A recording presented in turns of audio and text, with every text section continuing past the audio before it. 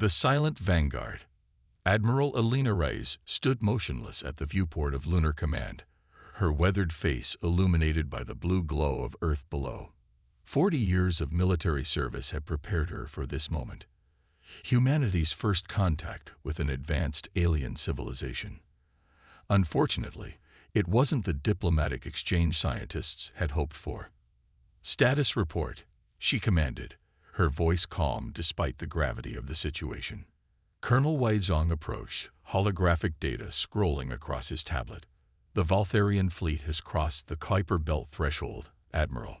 17 capital ships, over 200 support vessels. Estimated arrival in Earth orbit, 6 hours."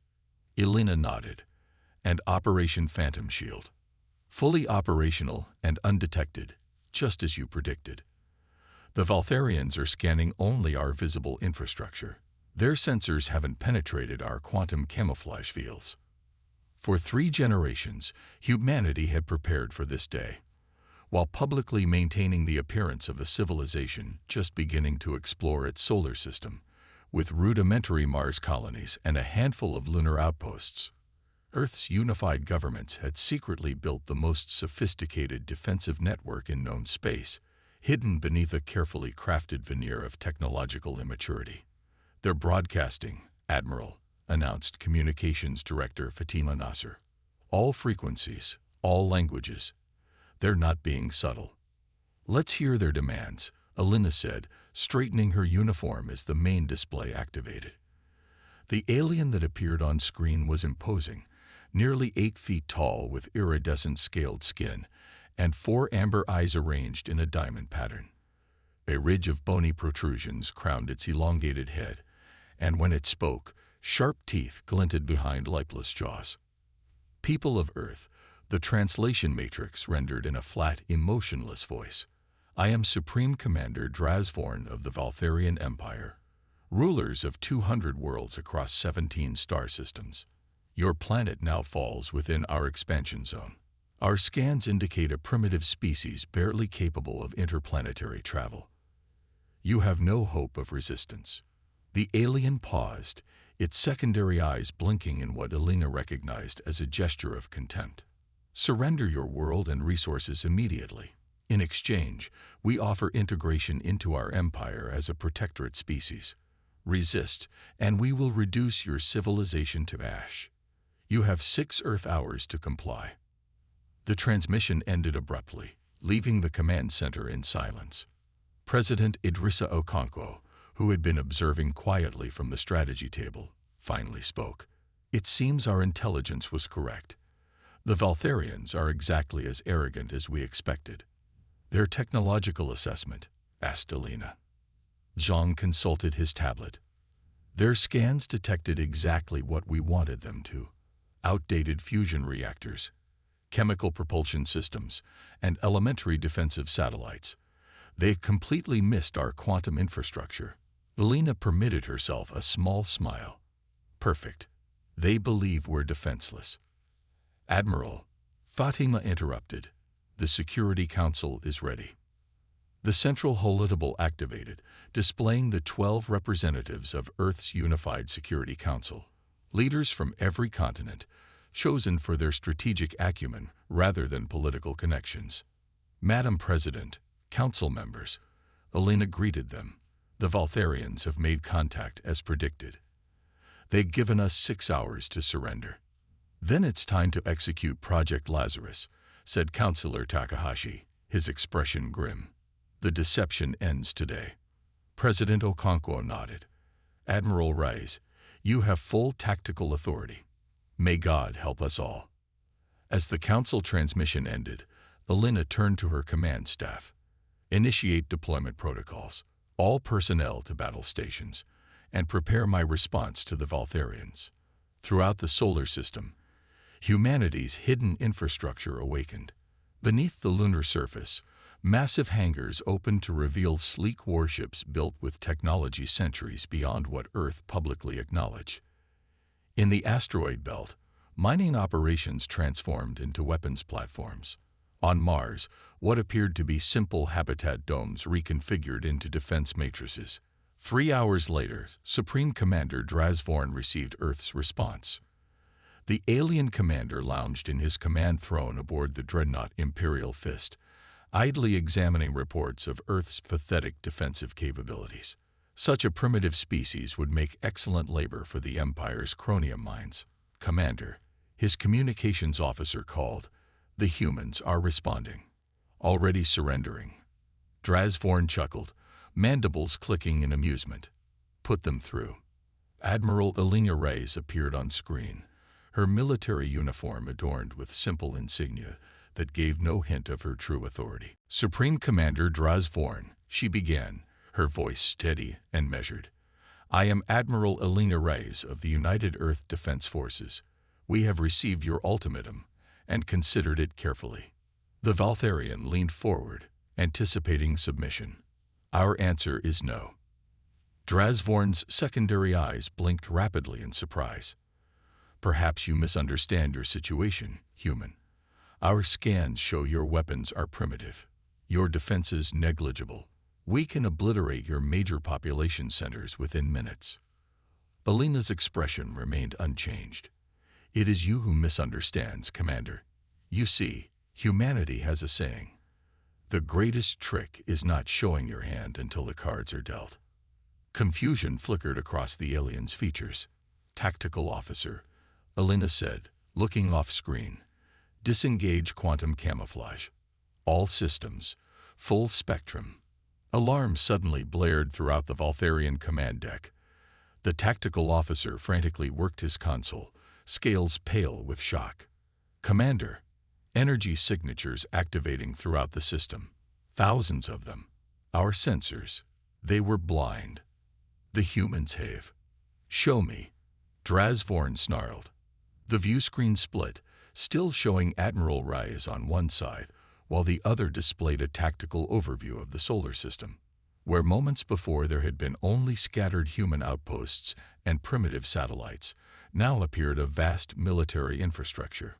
Weapons platforms emerged from asteroids, warships rose from lunar craters, defense grids activated around Earth and Mars. You came to our home threatening genocide, Alina continued, her voice hardening. You assumed we were primitive because we allowed you to see only what we wished. That was your first mistake.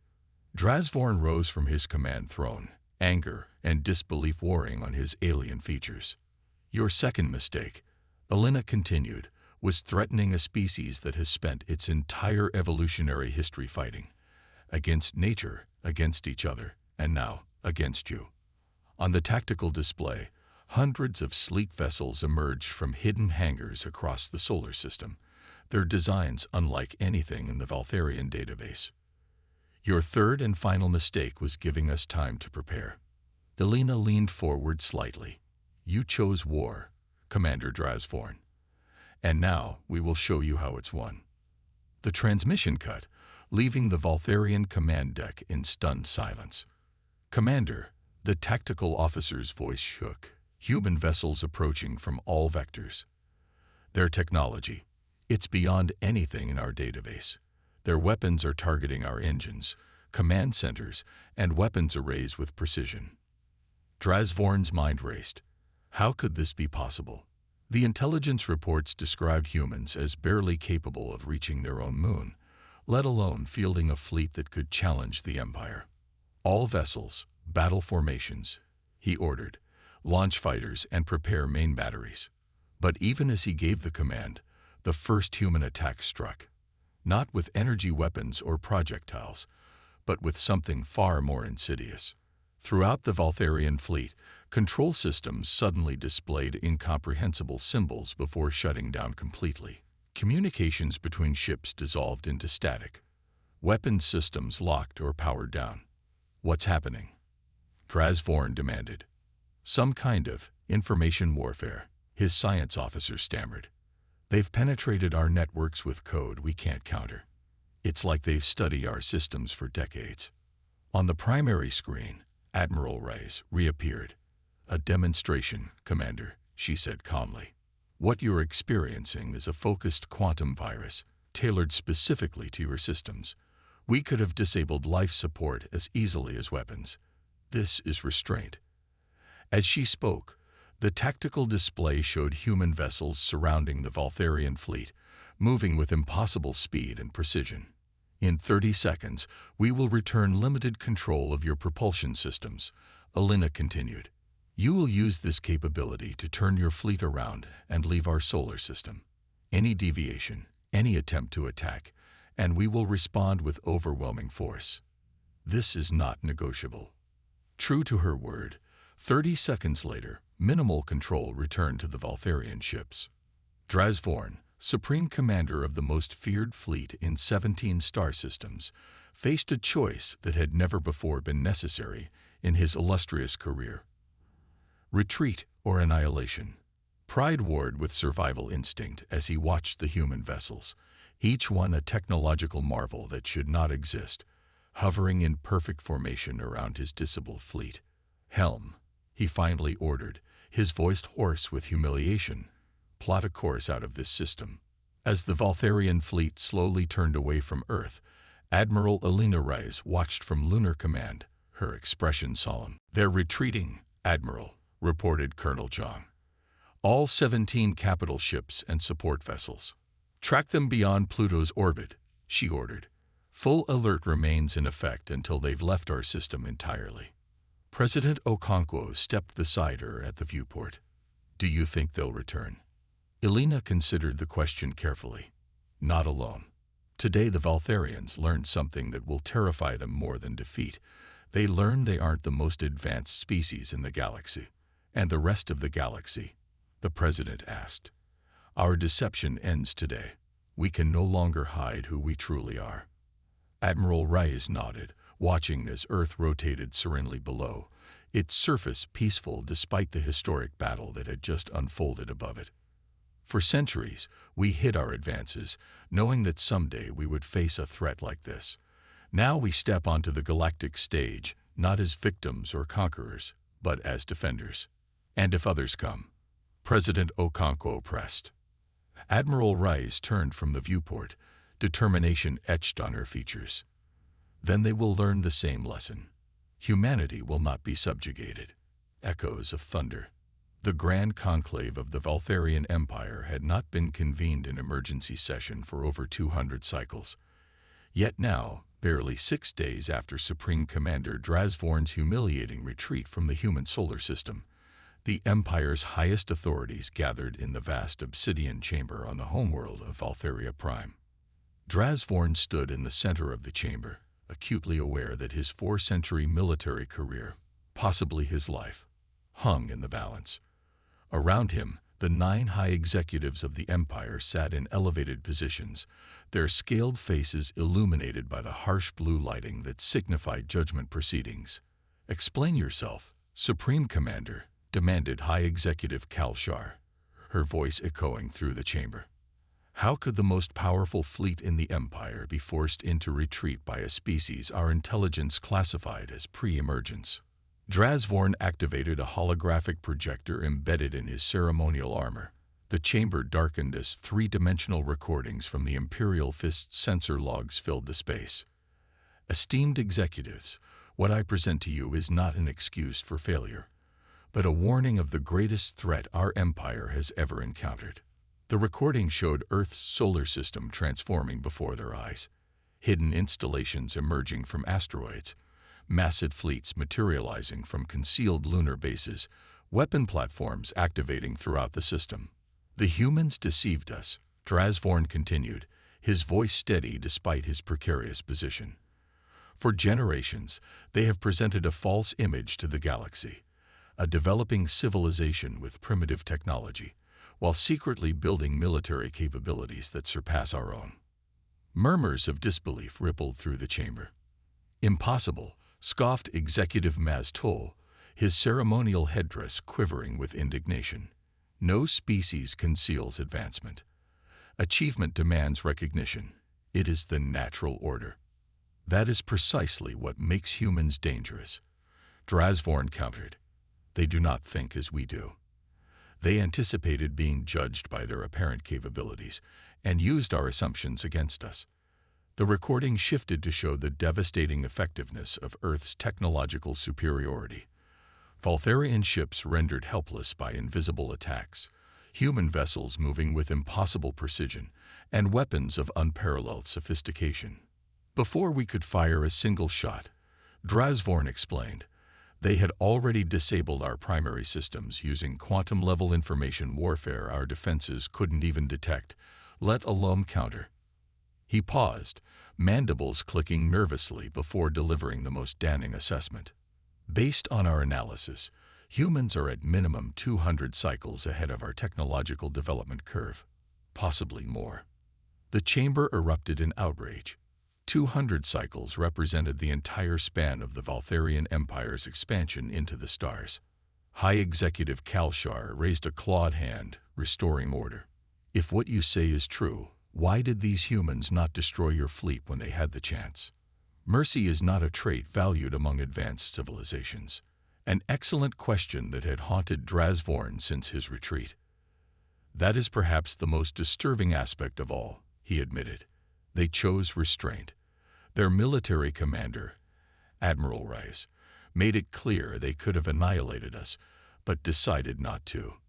He activated another recording, showing the human admiral's stern face as she delivered her final message before allowing the Valtharian retreat. Remember this day, Commander, the recording of Elena Rice stated, humanity does not seek war, but neither will we submit to threats. Return to your empire with this message. Earth is not to be trifled with, but we are open to peaceful relations with those who respect our sovereignty. The choice of future interactions rests with the Valtharian Empire. As the recording ended, the chamber fell silent. We face an unprecedented situation, Drazvorn concluded.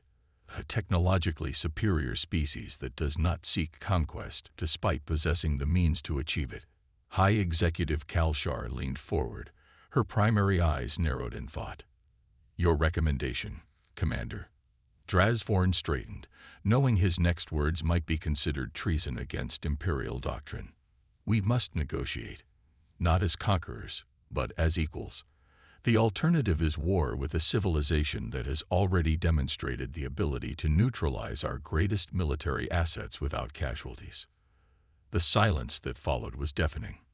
In Lunar Command, Admiral Elena Rice reviewed the latest intelligence reports with her senior staff. 6 days had passed since the Valtharian retreat, and the solar system remained on high alert. The Valtharian fleet has returned to their territory, Colonel Jong reported. Our deep space monitoring stations confirm they've convened some sort of high-level council. Preparing for war? Asked President Okonkwo, who had remained at Lunar Command since the confrontation. Dr. Sophia Mendez, Earth's foremost sinoanthropologist, shook her head. Not necessarily. Based on our understanding of Valtharian culture, this type of gathering typically indicates a major policy shift. They're reassessing. As they should, Elena remarked. Our demonstration was calculated to shock without provoking uncontrolled retaliation. And our next move? President Okonkwo inquired. Elena turned to the situation display, where thousands of human vessels now patrolled openly throughout the solar system. Earth's centuries-long masquerade had ended in a single day. We continue with Phase 2. Now that we've demonstrated our military capability, we show them something they'll understand even less: our willingness to coexist peacefully despite holding the upper hand. Communications Director Fatima Nasser suddenly straightened at her console. Admiral, we're detecting a transmission from the edge of the system. It's Valtharian, but different from their military protocols. Let's hear it, Elena ordered. The view screen activated to reveal not Commander Drazvorn, but a different Valtharian. This one wore elaborate robes instead of armor, and its scales displayed the muted coloration of advanced age. People of Earth, the translation matrix rendered. I am High Executive Kalshar of the Valtharian Empire. Recent events have demonstrated that our initial assessment of your civilization was incomplete. I request a diplomatic meeting to discuss the establishment of formal relations between our peoples. Elena exchanged glances with President Okonkwo, who nodded slightly. High Executive, Elena responded. This is Admiral Reyes. We accept your request for diplomatic contact. We suggest neutral territory. The research outpost on Ceres would be suitable. The Valtharian's secondary eyes blinked rapidly. Surprise, Elena had learned. Acceptable, Kalshar replied after a moment. I will arrive with a small delegation in 3 Earth days. As the transmission ended, the command center erupted in controlled excitement. It worked, breathed Colonel Jong. They're actually seeking diplomatic relations. The Valtharians have never negotiated with a species they initially targeted for conquest, Dr. Mendez added, her voice tinged with academic excitement. This is unprecedented. President Okonkwo turned to Elena. Admiral, I want you to lead the diplomatic team. You've earned that right. Elena nodded, but her expression remained solemn.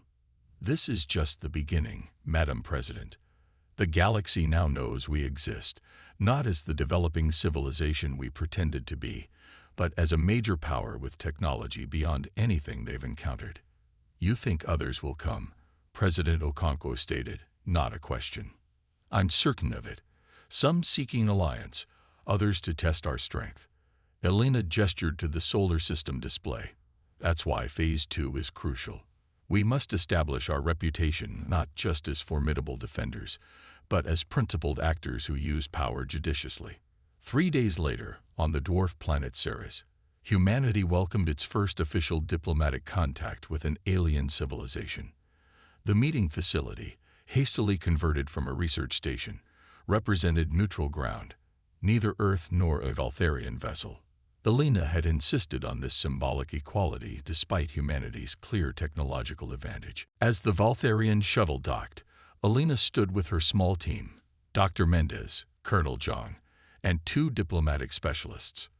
They wore formal attire rather than military uniforms, another calculated decision. High Executive Kalshar entered with her own delegation, 4 Valtharians, including, surprisingly, Commander Drazvorn. Welcome to Ceres, Elena greeted them, performing the traditional human gesture of a slight bow rather than attempting to mimic Valtharian customs. We appreciate your willingness to meet. Kalshar performed a gesture of her own, a complex movement of her 4 hands that Dr. Mendez had briefed Elena represented cautious respect. Admiral Reyes, the High Executive replied, before we begin formal discussions, there is a question I must ask. A question that has consumed our conclave since your demonstration. Elena nodded permission. Why the deception? Why hide your true capabilities from the galaxy for so long? It was the fundamental question, one that cut to the heart of humanity's centuries-long strategy. Because we watched and learned, Elena answered simply. Our early deep space monitoring detected civilizations like yours, those that equate technological visibility with vulnerability. We observed how you conquered species that openly displayed their achievements. She gestured to the window, where Earth was visible as a distant blue dot. Humanity's history is filled with conflict, High Executive. We've nearly destroyed ourselves more than once. Those experiences taught us caution. When we realized we weren't alone in the universe, we made a collective decision. To advance in secret, to prepare without provocating, to be ready when contact inevitably came. Drazvorn stepped forward, his posture less arrogant than during their first encounter. Your strategy was most effective, Admiral. No civilization in recorded history has prepared so thoroughly or deceived so completely. Elena met his gaze.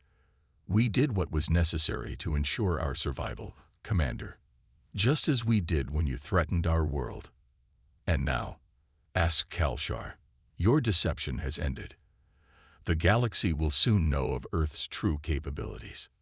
Now we establish our place in the galactic community, Elena replied, not through conquest or intimidation, but through principled engagement. Earth seeks neither to dominate nor to be dominated. Kalshar's secondary eyes blinked thoughtfully, a curious position for a species with your advantages. Perhaps, Elena acknowledged. But power without restraint is merely tyranny. Humanity has learned that lesson through bitter experience. The high executive was silent for a long moment, studying Alina with all four eyes. "You are unlike any species we have encountered," she finally said.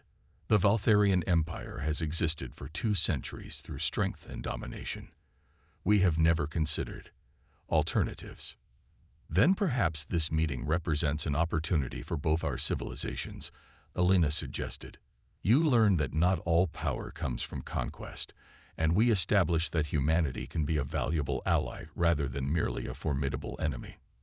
For the first time, Kalshar's facial features arranged themselves in what Alina recognized as the Valtharian equivalent of a smile. "I believe, Admiral Rice, that this may be the beginning of something unprecedented." As the 2 delegations moved toward the conference room to begin formal negotiations, Alina glanced once more at the distant blue planet that had harbored humanity's secret preparations for so long. The deception was over. Humanity had stepped onto the galactic stage, not as victims or conquerors, but as architects of a new approach. Power tempered by principle, strength guided by wisdom. The galaxy would never be the same. And neither would humanity.